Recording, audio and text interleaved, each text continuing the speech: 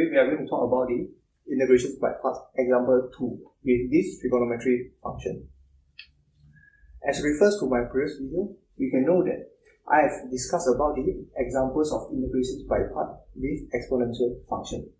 Today I am going to discuss about trigonometry function, cos x. The same rules will apply for this example.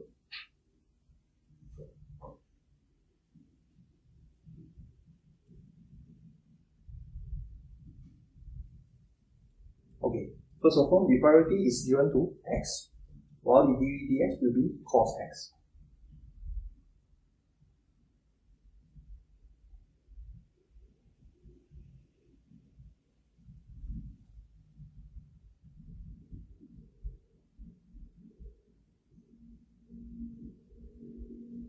Okay, we are not going to add a constant here since there is limit 0 to pi.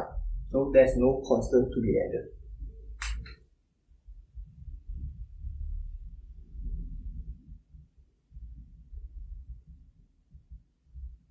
Okay, we are going to integrate sin x. Integrates of sin x will get negative cos x.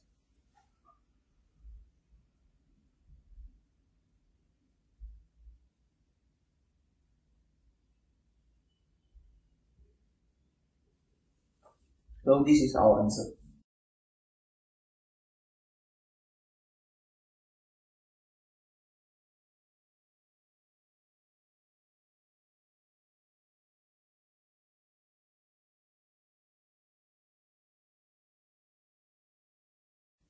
Cos 0 will get 1.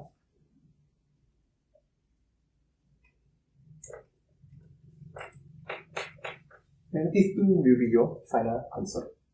Since we know that sin 90 will get 0. Pi is in radian form, while it is equivalent. Sin pi is equivalent to sin 90 degree. So we'll get 0. This concept applies to cos also. It is trigonometry.